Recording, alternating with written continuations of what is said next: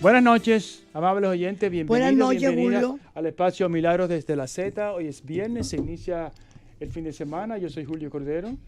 Yo Milagros Ortiz Bosch, son las 7 menos 3 minutos. No, Menos 2. bueno, El meridiano. casi menos uno. No, De pero ya- acuerdo al meridiano de Greenwich. Bueno, Julio, tú Es un estás. reloj siglo XXI. La ¿no? 2020 se está perdiendo porque es menos 2. Sí. Ajá, ¿y los segundos? Cuando comenzamos a conversar, ahora muy bien, si le damos más segundos, vas a ganar el pleito porque tú eres demasiado hábil. Y yo tengo que aprender a luchar hasta el final. La vida es una ahí lucha que hasta esté el final. grande, doña. En eso hay que tener claridad.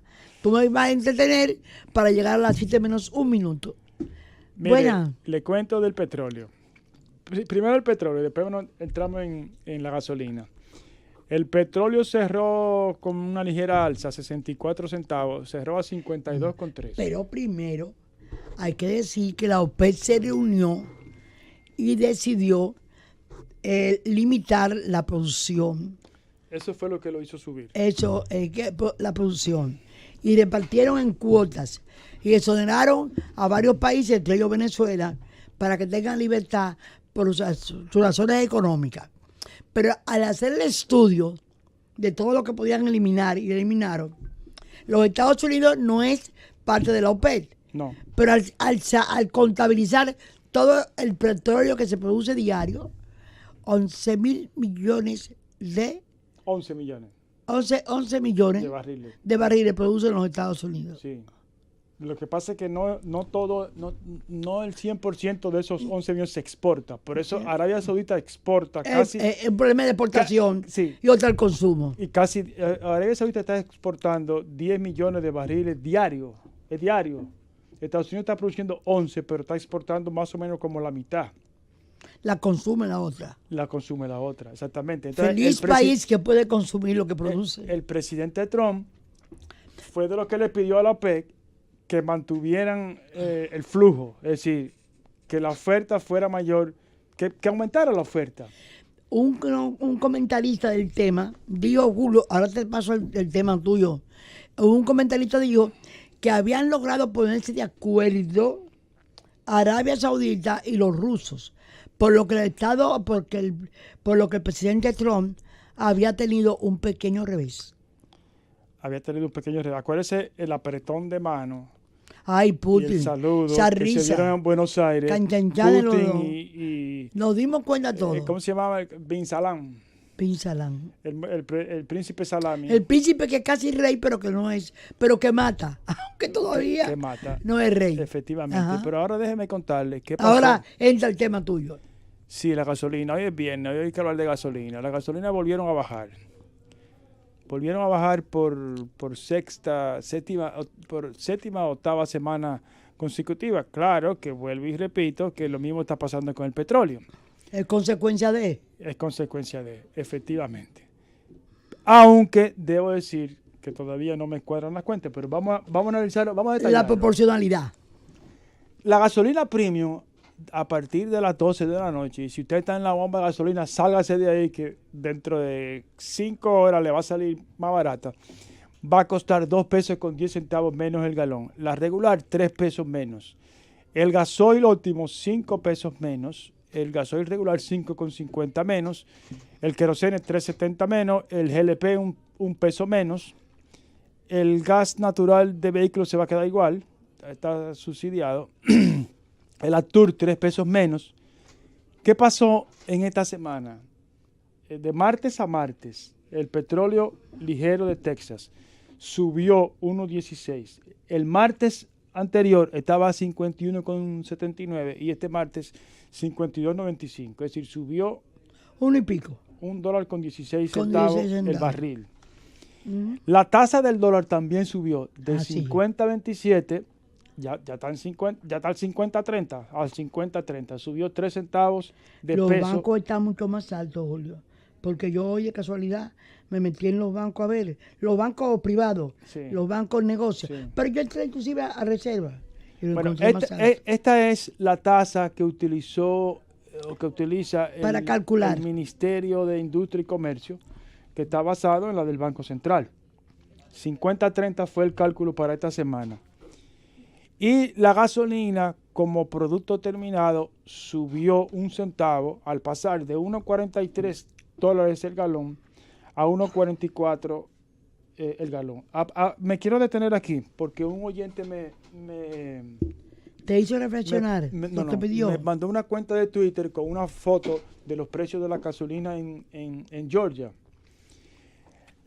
Este precio de $1.44 el galón es el precio de exportación. Ahí no hay impuestos. O sea, ese no es el precio que está en la calle. Nadie exporta impuestos.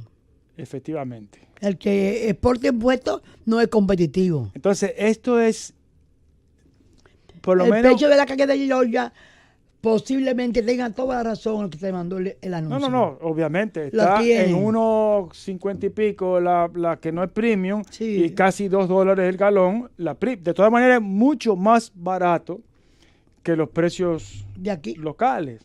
Mucho más barato. Aquí estamos hablando casi $5, sí, 4 y pico. Sí. Es decir, casi el doble. Pero este precio, ya el producto, ya el petróleo refinado, destilado, 1.44 es un precio de referencia. Y desafortunadamente el Ministerio de Industria y Comercio se niega a saber de dónde a darme la fórmula ya desarrollada.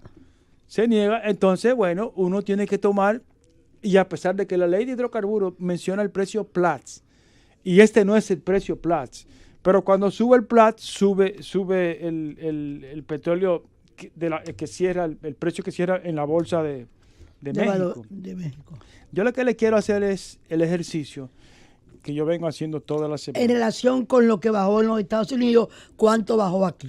Bueno. Esa es la regla mágica. ¿Cuánto ha bajado en esta semana afuera? El precio del barril de petróleo más alto fue $75.19 por barril en la semana del 6 al 12 de octubre. Hace menos de 2 meses. En esa semana, el precio de la gasolina premium en pesos, o sea, el precio que le puso el Ministerio de Industria y Comercio fue 240,60. De esos precios, tanto del petróleo como de la gasolina aquí, hasta ahora, hasta el martes pasado, en que el precio del barril de petróleo se vendió para entrega futura, se vendió a $52.95. Y esta semana el galón de gasolina premium va a costar 240 pesos. Entonces, el barril de petróleo ha bajado 29.58%. De $75.19 a $52.95.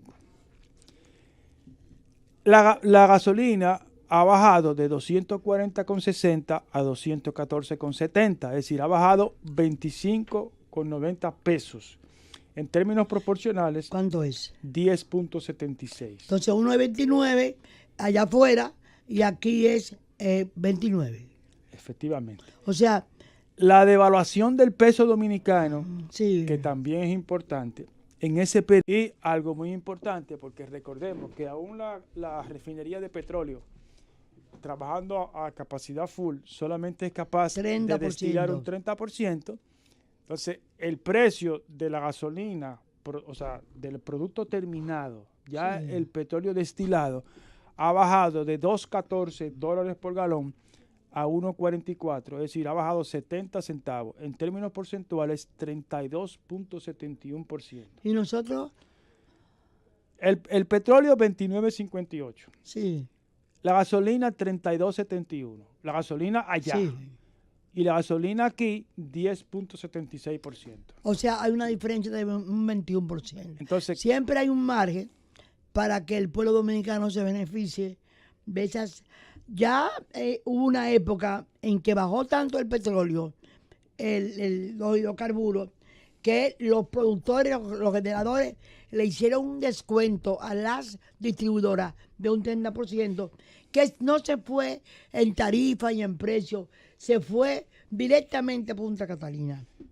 Sí, entonces, porque el precio de los generadores depende... A mí me hubiera gustado un discurso del presidente diciendo, ciudadanos y ciudadanas, porque no puede ser a todos compañeros y compañeras. Tiene que saber distinguir que algunos no lo son. ¿Cómo que dicen en México ciudadano?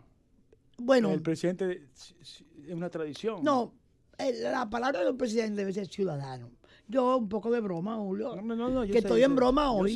Yo sé. Tú estás Hoy- demasiado serio. Hoy es viernes. Julio, ay, verdad. Entonces, Julio, déjame decirte y decirle a la gente, ustedes saben que nos ha beneficiado el descenso del petróleo, de los hidrocarburos, y que hemos estado recibiendo descuentos de las compañías productoras durante un periodo más o menos sostenido, que ha podido servir para haber hecho un cambio de tarifa y un cambio de precio de los hidrocarburos, de la gasolina, etcétera, etcétera.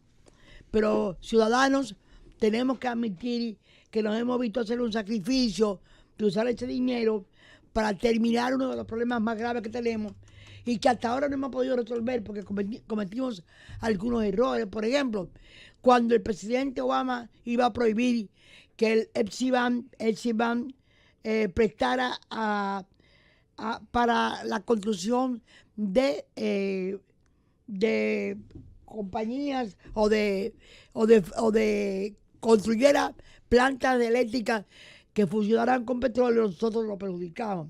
Después también había ahí una licitación que había ideado el exdirector de la CDE, licenciado Marrancini, ¿verdad? Celso Marrancini, y yo la suspendí y yo me enredé, me fui lleno de ilusiones a negociar a Brasil y entonces vino el lavallato y hemos estado en la obligación de usar ese dinero y yo espero que como estoy hablando con transparencia a todos ustedes entiendan que la transparencia, las razones por las cuales Doña, hemos esa utilizado... es una nobleza que el presidente, los últimos dos presidentes no nos han acostumbrado. Bueno, pero a mí me encanta... Ellos se creen infalibles. A mí me encanta decirle, no solamente al presidente, sino que hay una manera de decirnos e informarnos las cosas para que nosotros no sigamos teniendo ese complejo de las pruebas PISA y de la ODC que dice que no sabemos ni matemáticas ni entendemos la palabra. La queremos entender de la mejor manera. Queremos transparencia. Julio, usted es un matemático dedicado. No, doña, yo tengo Excel. Excel. Yo no fui alumno de la profesora Sabater. Pero la verdad que Excel, el que se inventó Waze y se inventó Excel, mire, van para el cielo derechito. Pero te tengo que contar que me pasó una cosa hoy como hoy. Tenía que ir, por cierto, a un bello acto con el que Intet ha celebrado la vida de Ibelice Páez Pérez, doña Ibelice, nuestro parabienes desde maestra, aquí. una cosa bella. Yo no pude llegar, ella sabe por qué, pero llegué al final. La acompañé, pude darle el abrazo importante que para mí representaba saludar a Ibelice en este día. Entonces, por Güey decía a la derecha y estaba taponada. Y nosotros le decíamos a la izquierda. Y Güey decía derecho, taponada. Y yo decía, vamos a devolvernos, no devolvíamos. Nosotros estuvimos el día entero peleando con Güey. Llegamos a tiempo, pero Güey al final yo creo que nos dejó un mensaje. No me molesten más, si no nos van a obedecer. No, doña, eso no falla. Ah. Eso no falla. Doña, vamos a hacer una pausa. Llegó la hora de la Venimos pausa. en breve. ¿Cómo no? Milagros desde la Z. Doña, nuestro sincero pésame a todos los colombianos que ha muerto el presidente Belisario Betancourt. Yo me acuerdo, yo empecé a ir a Colombia en la administración de Belisario Betancourt. Sí, además el presidente Betancourt, él se llamaba Belisario Betancourt Cuartas y fue presidente en la cuarta oportunidad. Sí. Él fue asistente de la persona que era mi suegro, que yo no conocí, y había cierta relación familiar. Y yo me acuerdo que los colombianos decían que él debió haber sido presidente en Suiza y no en Colombia. Y no en Colombia. Yo lo conocí y se grabó un programa a los dirigentes con él en un viaje de Peña Gómez. Era poeta. Sí, porque él estaba muy interesado que el Partido Liberal, creo que era. No, él es conservador. El conservador. Sí. Pero él estaba interesado de que el Partido Liberal estaba entrando en la Internacional Socialista. No, el Partido Liberal. el Partido Eso fue Liberal. López Michelsen. Él estaba Está interesado en el proceso. en el proceso. Sí. En el proceso. Entonces, además tenía una amistad por Peña Gómez, lo reconocía. Había una cosa que impresionaba a esos líderes, era la capacidad oratoria de Peña Gómez y la capacidad de moverse en diferentes idiomas. Y hay una bellísima entrevista con él, sobre todo porque él tuvo el incidente de aquel atraco, aquella asalto al palacio. ¿Tú te recuerdas? Al palacio, sí, en su Así, administración. en su administración. El Palacio de Justicia, el M19. Sí, el M19. Pero es interesante, mire, déjeme contar. Porque Pero era un hombre de una gentileza, es un hombre muy culto. de una gran educación, Sí. de una gran cultura. Pero Belisario, es interesante cómo Belisario Betancourt llega al poder. ¿Cómo llega? Y le voy a contar. En Colombia eran ciclos. Sí. 50 años sin fraude. 50 años de dominación liberal, 50 años conservador, 50 años liberal, 50 años conservador. Y aquella frase famosa, que la diferencia era No, que eso fue cuando el Frente Nacional. Con el Frente Nacional. El Sí. Frente, ¿qué pasó con? ¿Quiere que le cuente Pero el Frente fue- Nacional? Si quiere le cuento. Bueno, yo creo que yo te voy a decir primero lo que yo creo. Sí. Que a raíz del levantamiento de la muerte de Gaitán, se hizo necesario crear un procedimiento político en que los enfrentamientos se disminuyeran. No. Y hubo un Gaitán lo pacto. matan en el 48. Sí, Entonces, después de Gaitán vino el dictador, el general Roa Roa Pinilla. Pinilla. Entonces, el papá ¿Qué? de las Rojas, que fue una líder sí, femenina. que les robaron las elecciones. Sí, Entonces, el pueblo, liberales y conservadores se unen para sacar del poder a Roa Roa Pinilla. Pinilla. Entonces, para que tenía pueblo. Sí. El dictador tenía pueblo, ojo. Entonces, y ahí viene, para evitar esa violencia que antes era entre liberales y Y conservadores, decidieron unirse. Entonces, durante 4 periodos, en un periodo solamente habían candidatos liberales y en otro periodo había Claro. candidatos conservadores. Muchas, Pero, como yo te digo, era para evitar la violencia. La violencia. Se sustituían una a otra el poder Sí. hasta que se aburrieron los colombianos. no, siempre se dijo 20 años. 20 años. Entonces, lo que origina... Por eso fue que Gardel se murió allá. 20 años. 16 años, fueron 4 periodos, 2 y 2. Sí, 2 y 2. Entonces, o sea, 16 años. Entonces, mucha gente no estaba de acuerdo con eso. López Michelsen, que era para mí un gran cerebro político, siempre decía que se repartieron el pastel. Pero lo Se curioso decía es... en América. No, perdónenme. No, que no había cuando yo pastel. llegué acá, cuando yo llegué a Bogotá, me decía a la Atenas de América, y de verdad, doña, solamente una clase política que es capaz de hacer eso, Madura. sí, es capaz. Y Gaitán asesinado porque había una situación de violencia realmente que había que Bogotá resolver. quemada. Bogotá Y- quemada. Sí, entonces, una clase política con esos niveles de responsabilidad, bueno, resolvieron el problema. Pero lo curioso fue lo siguiente. Antes, cuando cuando sacan del poder a Roa Pinilla, los 2 líderes más importantes eran Laureano Gómez, Sí. del Partido Conservador, y Alfonso López López Pumarejo. Pumarejo, el papá de López el papá Michelsen. del Partido Liberal. Entonces, los candidatos, 16 años después, fueron Los hijos. los hijos. Fueron los hijos. Los hijos. Pero Tuvo vigencia. Eso de los hijos en Colombia era una cosa que llamaba mucho la atención. Porque la heredera de Roa Pinilla era su hija. O sea, llegó a tener un liderazgo importante. importantísimo. Importantísimo. Pero no era por herencia. no, tenía liderazgo. no era Ramfi. No, no. Por decirle igual que No, pero Pastrana. porque vamos a hablar una cosa. Ramfi nunca pudo heredar a su papá. Yo sé, pero yo le quiero decir, no es porque sea la hija. Por ejemplo, Andrés era- Pastrana fue presidente, no porque fuera hijo de Pastrana.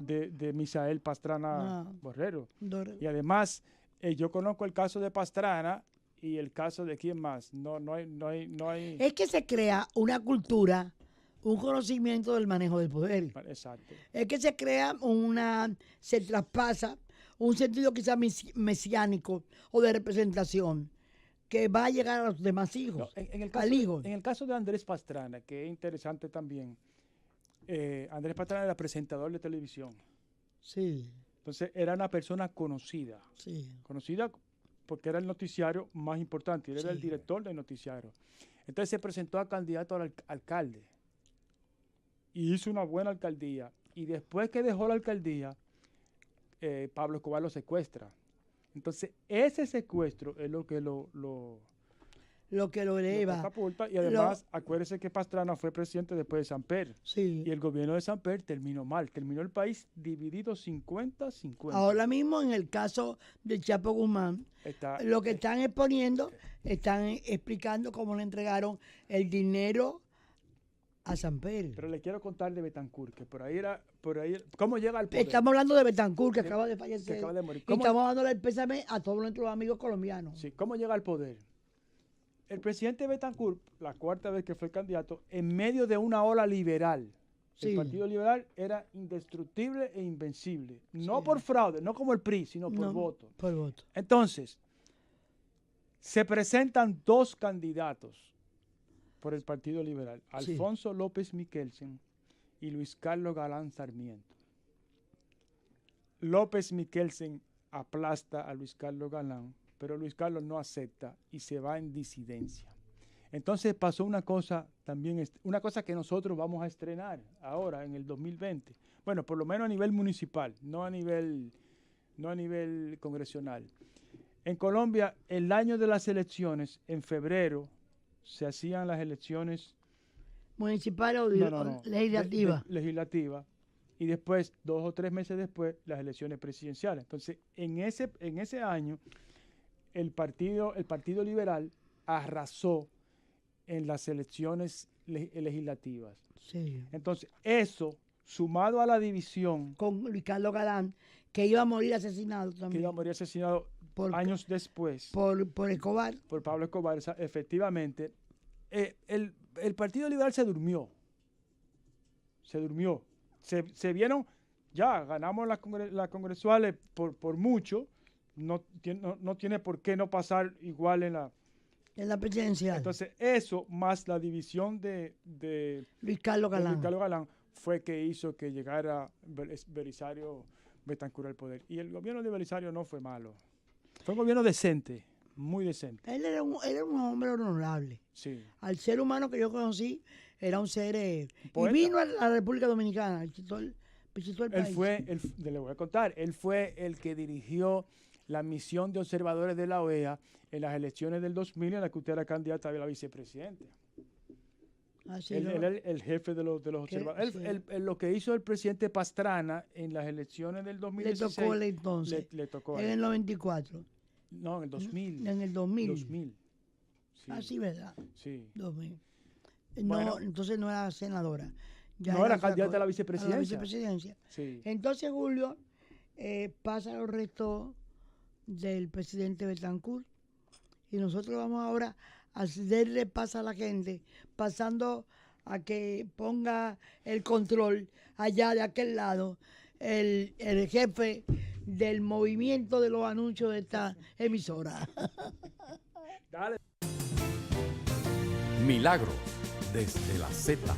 Ya estamos de regreso después de una pausa.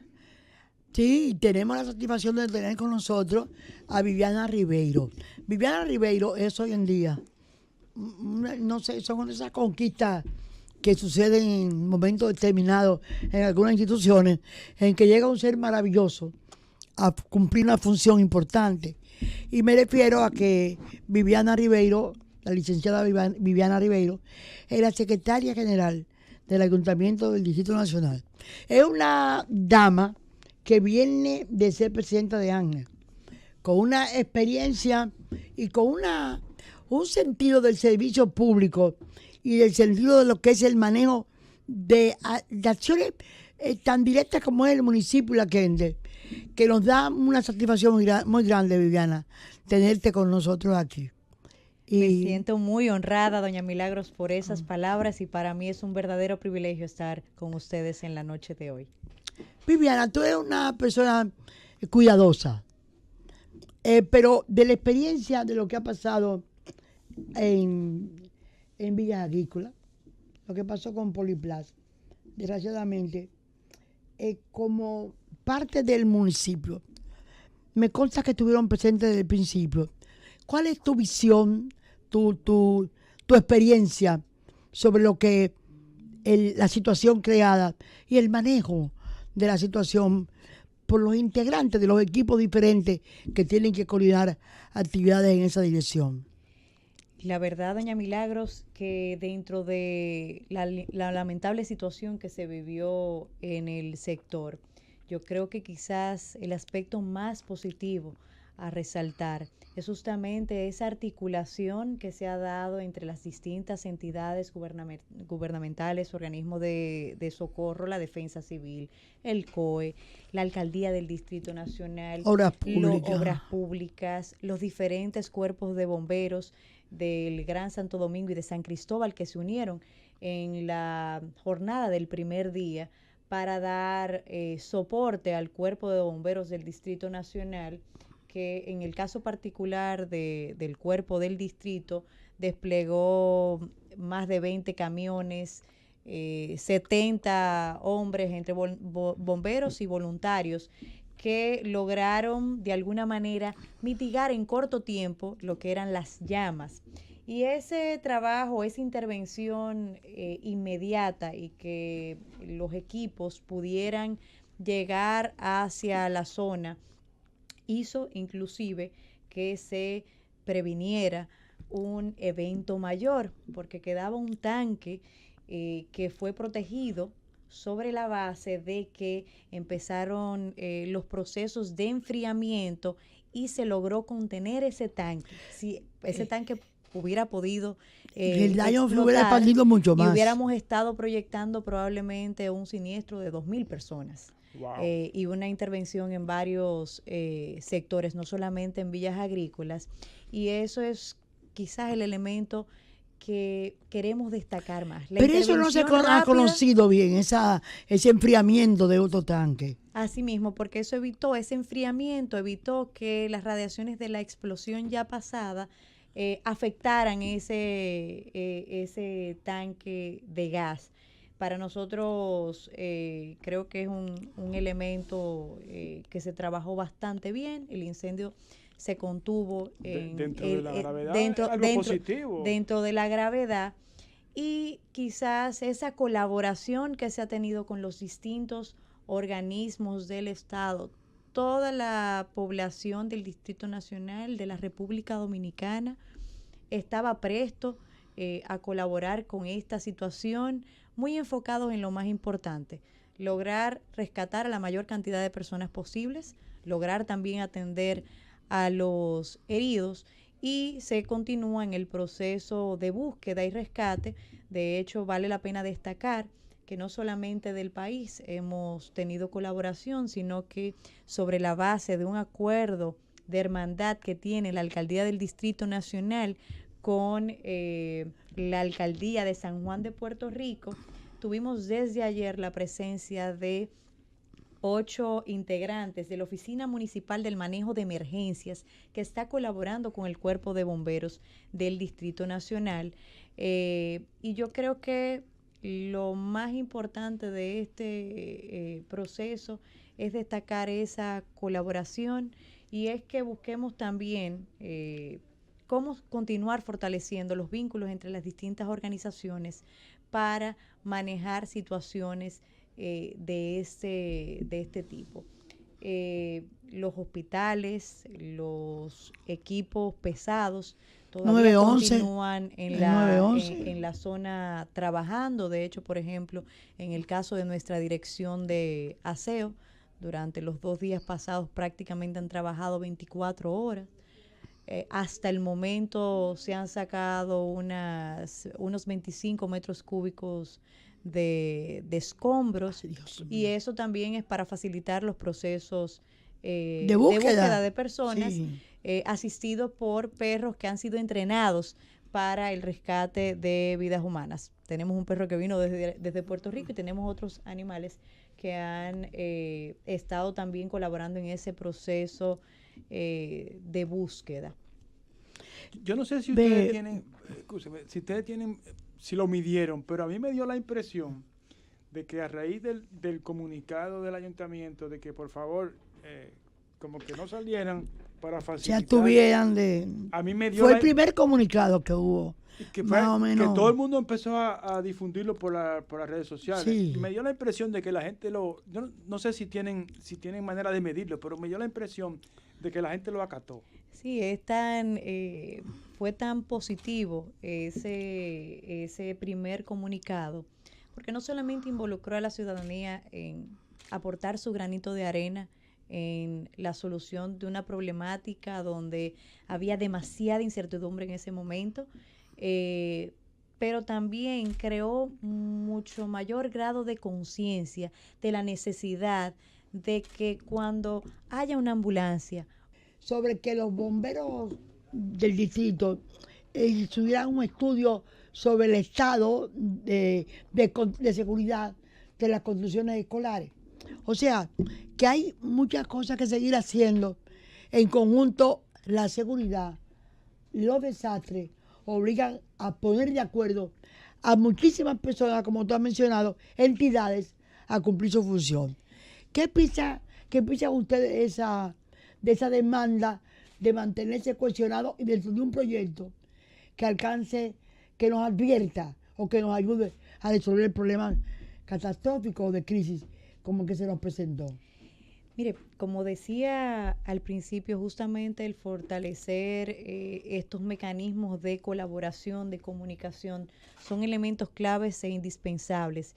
Y yo creo que esto ha sido una buena muestra de que nosotros, desde el ámbito del Ayuntamiento del Distrito Nacional, estamos muy enfocados a continuar construyendo puentes con las otras entidades. Al final siempre hay que sobreponer los intereses de la ciudadanía, de la población, del Distrito Nacional, sobre cualquier interés a nivel institucional, de que seamos menos individualistas y más enfocados a buscar soluciones de manera mancomunada. Es la única forma en que nosotros como país y como ciudad vamos a continuar avanzando. Entonces, desde el punto de vista de el comité de emergencias que se activó de manera inmediata por parte del alcalde, yo creo que el mensaje que debemos afianzar es justamente que debemos seguir caminando hacia esa ruta de construcción de consensos, de fortalecer los mecanismos internos dentro de cada institución, mejorar siempre los procesos, definir siempre los protocolos para que cuando se den situaciones de esta naturaleza, el tiempo de respuesta se siga siempre reduciendo. ¿En qué tiempo tendrá un informe más o menos final? Porque he oído algunas opiniones, pero hace falta como un informe final o una presentación de esa gran mancomunidad de instituciones sobre una información final al respecto y sus recomendaciones, ¿verdad? Mire, no puedo hablar a nivel de todas las instituciones gubernamentales o que tienen incidencia con el tema. Si nos vamos al ámbito del sector salud, ellos podrán decir las opiniones desde el punto de vista o los informes desde el punto de vista de la red pública de salud. Pero en el caso particular de los bomberos, del Cuerpo de Bomberos del Distrito Nacional, se encuentra trabajando una comisión para la rendición de ese informe conformada por los bomberos y parte de ese esfuerzo de alianza con la Unidad de Rescate de San Juan, Puerto Rico, es para contribuir a que se tenga un informe final lo antes posible. Es importante destacar que para cada entidad los tiempos pueden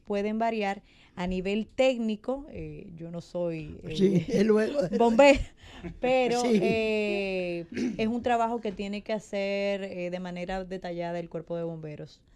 El cuerpo de bomberos. Bueno, pero nosotros te agradecemos mucho tu visita aquí. Y estaba Julio para preguntarte otras cosas, porque a él le encanta saber cómo van las cosas. Yo te podría decir que es una oportunidad para decirte y agradecerte que acabo de recibir con una carta tuya, Viviana, me refiero a la licenciada Viviana Rivero, secretaria general del ayuntamiento, de rendición de cuentas.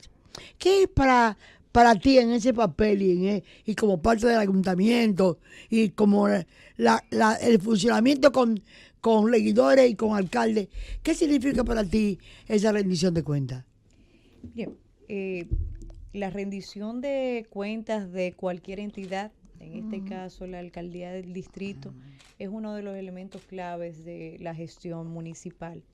El enfoque del trabajo de la alcaldía en estos 2 años y meses que lleva el alcalde David Collado al frente de esta institución ha significado una revolución a lo interno del ayuntamiento, no solamente porque hemos podido adoptar mecanismos o herramientas que facilitan la participación ciudadana, sino todo el tema de reportes, hemos mejorado los sistemas a nivel de planeamiento urbano, de transparencia documental, de la mano de entidades tan importantes como el Programa de las Naciones Unidas para el Desarrollo, monitoreados por las distintas agrupaciones o congregaciones a nivel religioso, la iglesia evangélica, la adventista, la católica, en distintos estamentos de los trabajos que realiza la alcaldía. Y si yo fuera a definir parte de la visión del alcalde, es realizar de cara a la ciudadanía y a los municipios del Distrito Nacional una gestión transparente y de compromiso con la mejora de los servicios que ofrece el ayuntamiento hacia nuestros ciudadanos, que al final son la razón de ser de nuestra entidad.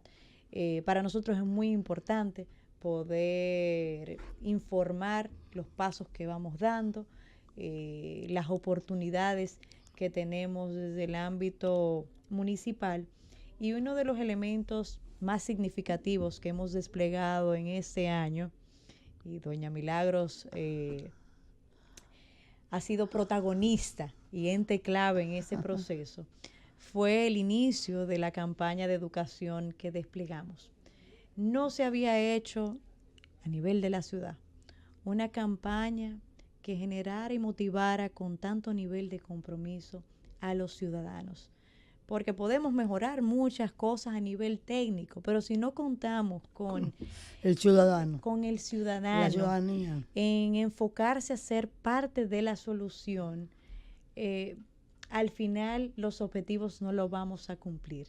Entonces, esto es, se requiere el involucramiento del sector público, del sector privado, de la academia y del ciudadano, porque cada quien tiene que aportar su grano de arena para transformar la ciudad de Santo Domingo. Nosotros estamos comprometidos con el equipo que existe en la alcaldía, liderado por el alcalde, a transformar la ciudad.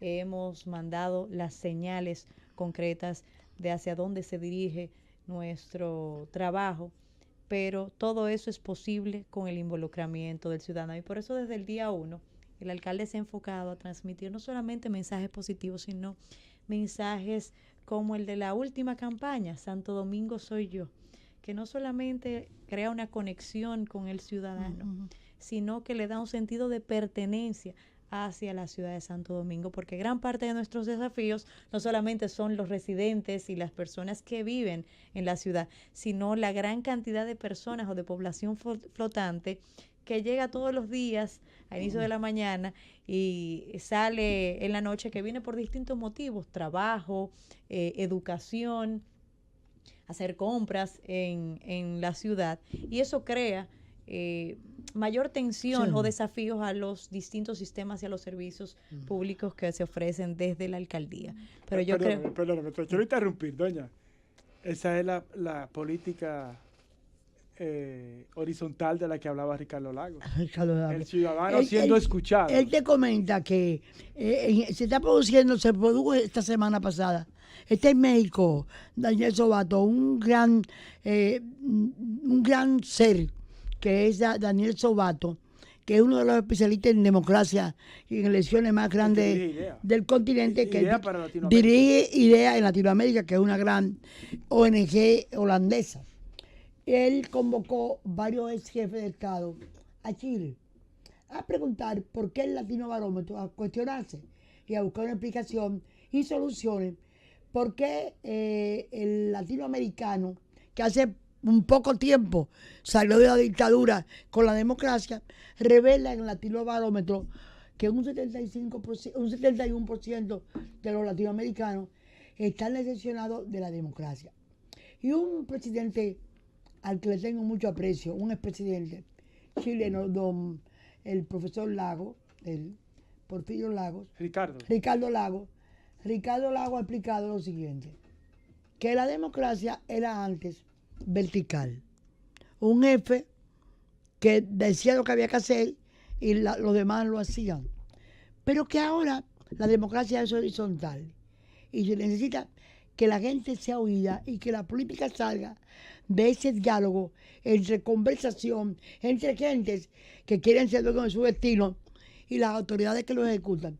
En ese sentido es que Julio entiende que lo que tú estás explicando, Viviana, se concuerda perfectamente con la posición del presidente Lagos, que es que el mundo es lo que necesita y lo que reclama hoy en día. No, espérate un momentico, porque ya se va a tener que ir. Le quiero hacer una última pregunta. Viviana, ¿cómo ustedes han logrado que, habiendo disminuido tanto el ingreso que asigna la ley a los ayuntamientos, sin embargo, ustedes pueden hacer un poco más allá de los recursos que reciben? No te pido confidencia, pero sí es notable que se hacen cosas con dinero que cuando uno lo calcula no debe dar. ¿Cómo lo logran? Secretaria General, ¿cómo lo logran? Mire, uno de los enfoques de la gestión ha sido la eficiencia en la prestación de servicios. Hemos establecido mayores niveles de control en los servicios municipales, mayor nivel de monitoreo y fiscalización, y hemos trabajado de manera conjunta creando sinergia también dentro del ámbito público y dentro del ámbito privado, sí, entendiendo que la gestión de la ciudad no recae exclusivamente sobre la alcaldía, sino que es un trabajo de todos. Y yo creo que eso ha marcado la diferencia.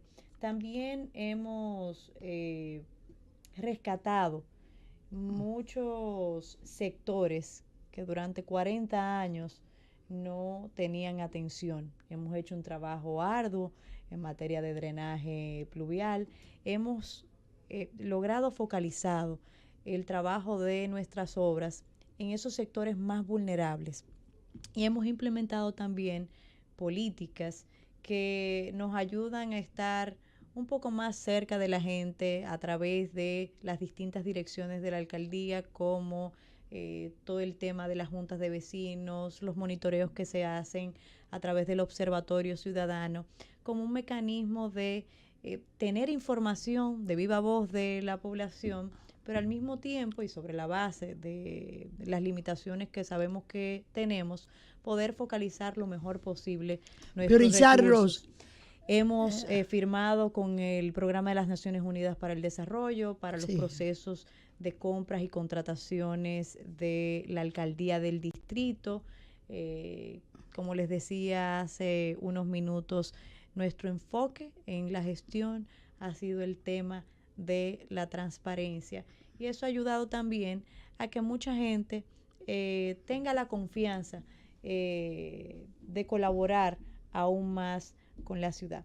Tenemos mucho trabajo por hacer, pero contamos con la ciudadanía y con los distintos sectores para poder avanzar todos juntos hacia la construcción de una mejor ciudad.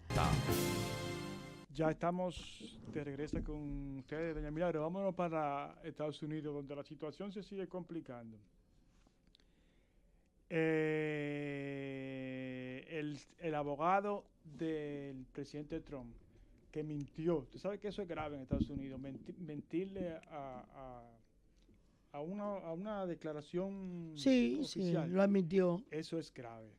Una declaración ante el Congreso, sobre todo. Entonces están diciendo que va a recibir una Sanción. un término, o sea, una prisión Prisión. sustancial, es la palabra que utiliza el New York Times. Y también aquí hay otra información de que Paul Manafort mintió sobre sus contactos con oficiales de Trump. Esto ya en el caso de Rusia. De Paul Manafort. Eso no va a terminar bien. Además, el problema es Pero el abogado Giuliani, porque el abogado que tú te refieres era el abogado privado. el abogado privado, pero Sí, pero el abogado privado que hizo contacto con oficiales los rusos para hacer negocios de bienes raíces, de bienes ya raíces, siendo Trump candidato, eso sí, ya es grave.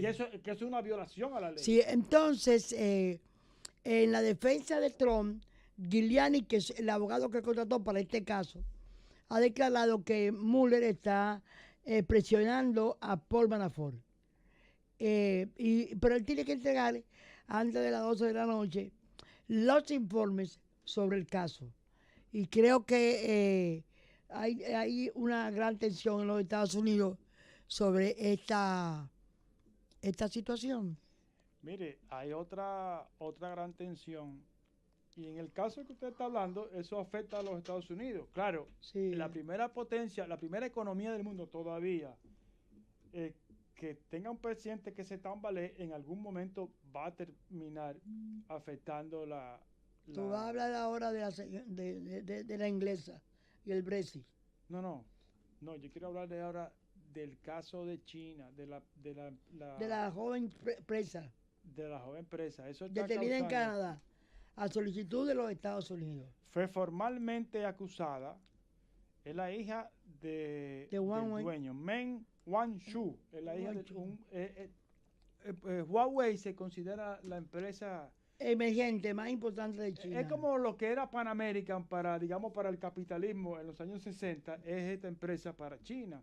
Entonces la hija está presa y obviamente que el gobierno chino va a tomar, o sea, va a defender. Pero qué el cosa, caso. se va a Argentina, calma la situación con China, se da un plazo de 90 días y entonces o es que están conspirando contra Trump o es que Trump conspira contra sí mismo. Bueno, ¿cuál es la acusación? Está acusado cargos de fraude por intentar burlar las sanciones financieras dictadas contra Irán. Eso fue lo que los Estados Unidos le pidió. Que están vendiéndole el teléfono a Irán, que eran parte de las sanciones. Eso. Pero bueno, hay que saber, lo que pasa es que Huawei, ese es el problema. Huawei tiene negocios en Estados Unidos. Entonces, acuérdese cuando le pusieron sanciones a los venezolanos, que ellos se burlaron y dijeron, nosotros no tenemos ninguna cuenta. Y alguna gente de aquí tiene sanciones parecidas. Bueno, pero el problema es eso, que no van a encontrar. ¿Cómo relacionarse con otros países? Tiene que ser moverse dinero en instituciones financieras que no tengan relaciones con Estados Unidos, y eso es difícil encontrarlo. En el mundo, sí. De todas maneras, esta es una tensión, yo no sé qué tan grave. Pero Latinoamérica también tiene que tener una tensión. Acaban de someter en España a Shakira por fraude fiscal. 14 millones de dólares. De euros. Peor, euros. Y yo, hay dos cosas que yo quiero comentar antes de ir. Bueno, un comentario y una información. El presidente López Obrador acaba de designar una joven de 31 años para dirigir la política liberal. Y esa joven... ¿Y qué es la política liberal? La política de trabajo. Laboral. Laboral. Oye, de una I a una O se está un lío Sí, terrible. pero acuérdese que estoy viendo el reloj. Sé que tengo que hablar rápido porque se está acabando el No, tiempo. ya se acabó el tiempo. Bueno, pues Acaba. eso me parece, eso me parece positivo. Lo otro es recordar que mañana Si usted no tiene nada que hacer, váyase al Mirador del Sur a caminar, porque el International Women's Club tiene una caminata a beneficio de 13 fundaciones. Eso es mañana, 8 de la mañana, Parque Mirador. Adultos, 850 pesos, niños, 650 pesos. Le recuerdo a mis amigos y a toda la gente que me tiene un cierto estimación, que el lunes a las 6 de la tarde, Participación Ciudadana me ha tenido una distinción inmerecida de asignarme personaje del año en la lucha contra la corrupción y por la democracia, ¿no? Contra la corrupción y contra la impunidad. Y que es un homenaje que vamos a hacer un programa grabado, porque vamos a estar en ese acto, Sí, porque yo no me lo quiero que perder. yo pienso que es algo que justifica o que dice que de vez en cuando ser honrado no es un defecto, puede ser una especie de reconocimiento. Yo sabía que en algún momento Una se iba cosa a muy hermosa. reconocer, pasar por la administración pública y no solamente salir limpio, sino implementar. Bueno, acuérdese Julio. que su administración Pero se no hable- atrevió no- al programa de transparencia, que todos los oyentes de este programa saben lo que fue. Pero ya no hablemos más de mí. No. Le No de usted, decimos estoy hablando del programa. del programa. Está bien, gracias. Del programa de transparencia. Sí. Pero otra vez tengo que decir que muchas gracias a los amigos que conducen Participación Ciudadana y a su jurado y a sus autoridades que aprobaron esto a Y vamos a unanimidad. empezar a disfrutar el segundo fin de semana navideño. Bueno, Buenas noches. gracias.